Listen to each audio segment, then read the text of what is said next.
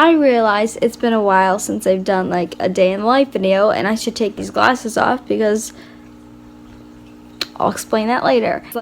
If you haven't noticed, okay, my hair is not brushed. It's like bedhead. It is bedhead. It's not like bedhead. It is completely 100% bedhead, but I have naturally curly hair, but it is really short. Like, it doesn't touch my shoulders.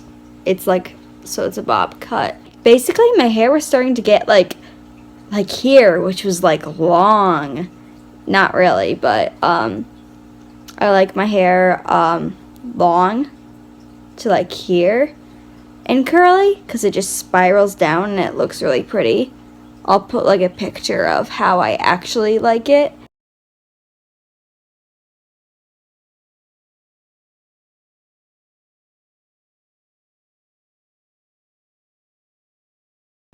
I did not do this as a like fashion statement. Oh, I feel like cutting my hair. No. I did it because part of my struggle with Lyme disease and autoimmune encephalitis and all of that jazz is allodynia, which means certain stimuli that shouldn't cause pain causes you pain, like a robe touching you, the classic hair hitting my shoulders on my back. If it goes long enough on my back, it could trigger seizure because that's like my main seizure trigger point. It looks better than this when it's actually, think about it, like I get out of the shower and you don't just wake up out of bed, but it does curl up a lot like this. And I will tell you the honest truth is I am not in love with it, and I wasn't expecting to be because I wanted to grow it out, but it gets way too painful, and the colder it gets outside, even though we're like in the middle of the warm front like this week with like, I was wearing shorts and a t-shirt yesterday, and it's almost November, but you know, it's not going to stay like that forever in the Northeast of the United States, and this is what I'm left with. The other new thing, which makes me feel like I look even more different, because I do, is I've been going to a neuro-ophthalmologist, and I never knew there was such a thing as that. I knew there were ophthalmologists, you know, eye doctors, but I never knew there was such one that combined neurology and ophthalmology together. Like, I went there because we've heard, and more that we learned when we talked to the doctor there, is that they can make glasses not just with a prescription so I can see things clearer, but they can put tints in them. They could put different things in the glasses that make it so I don't read backwards, or so I like can walk straight down a hall instead of, apparently I was walking on the left side more, and like all these crazy things that have to do with just lenses and colors and like checking your pulse, and it was just so cool. I like the frames. They're very, very similar to my old pair. My old pair was brown in the front. These are like a, oh, you can see that pretty well, a dark blue, and they're small, but if you notice when you put them on, something looks wrong. They are tinted green. Now, my mom and I, saying we, knew they were going to have a green tint in them because one of the things that, oh, like I notice it right when I take them off. It's crazy. I'm putting these back on, even though I think I look like a monster with green tinted glasses. One of the things that they can do is to reduce, I have too much stimulation basically, just like environmental, like things outside, like it stimulates my eyes and it gives me problems that aren't normal, obviously, unless you see tons of people with tinted glasses all the time. Again, not a fashion statement. I was like, I thought they were going to be clear and that they would be like slightly green tinted for me to see, but I didn't think they would actually. It's hard to see on the camera, especially when I have like aqua walls. But if I put it here, my robe's white, they are tinted green, and they actually kind of match with the wall in the shading. So that was a surprise. It definitely reduces the stimulation. How? I don't know. So these are my new glasses, and again, I will tell you, not in love with the haircut. I've told my mom 20 times, I look like Shirley Temple, and I will show you again later when I get out of the shower, because I have to go to the dentist today. The glasses with the green, I just don't know. Maybe I'll get used to them. Looking through them, it's not like it makes everything look green. It just makes everything like less noisy in a way. It calms my brain, basically. So that's the neurology part of it. But just looking in the camera, like while I'm recording this right now, I'm like, these glasses are green and they look bizarre. My mom doesn't think they look bad, but I'm still a little bit concerned about, yeah, they're green. Kind of a little update video too. I am starting IV doxycycline on Tuesday. Today is Thursday. So the beginning of next week. We have been trying to start IV doxy since like March or April, like that long ago, but I kept having problems because I was in the hospital and I have like those on tape, and then we kept having more problems that kept saying, okay, well, let's focus on this problem and we'll do the doxy once this gets better, and we will see how these glasses go. The best thing about them is I don't mind the frames,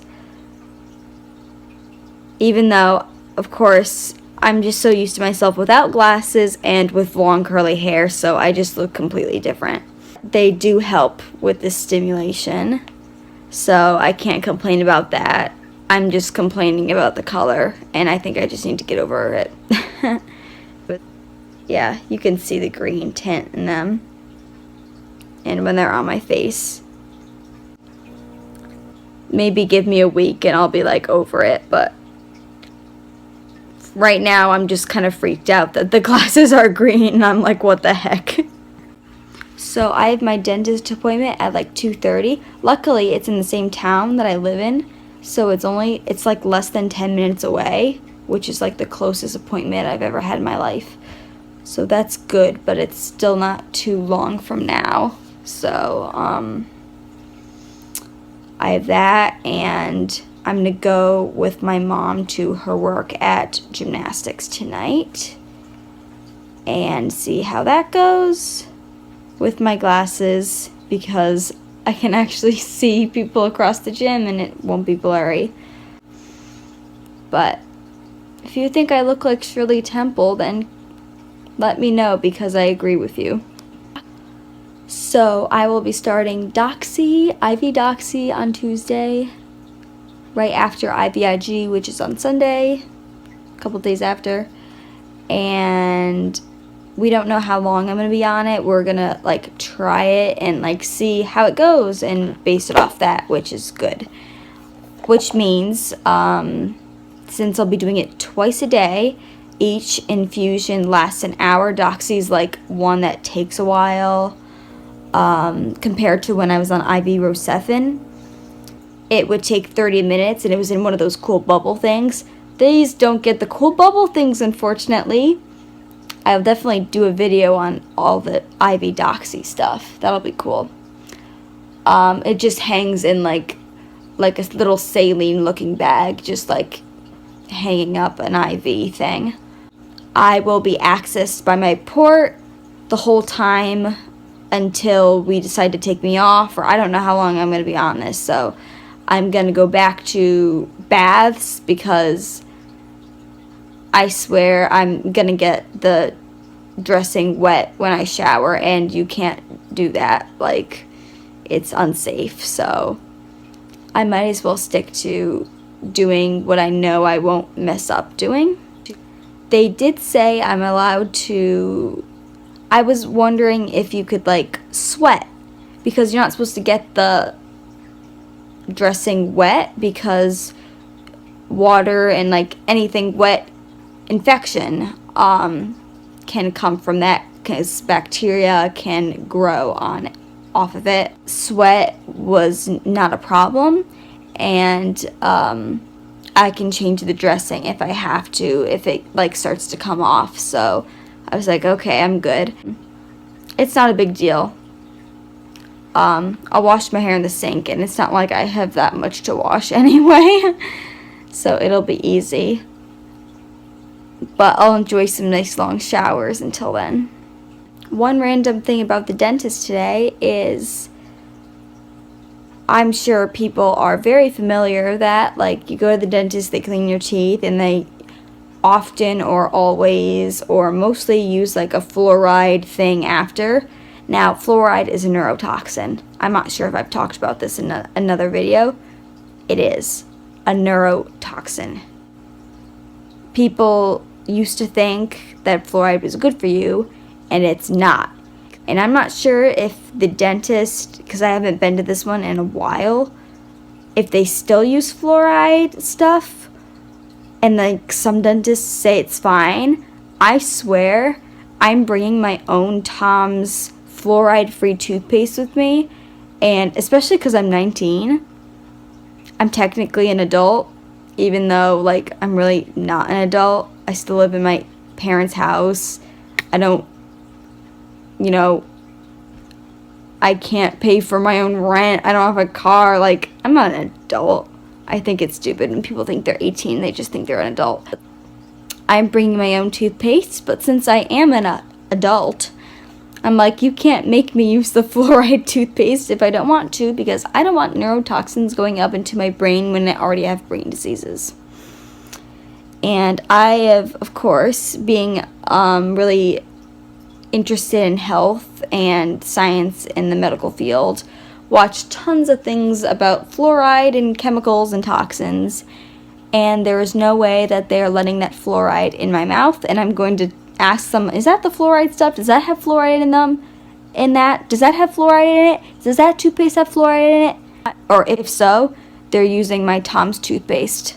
I don't care. Like, that's where I'm putting my foot down, because I don't want that stuff in my mouth.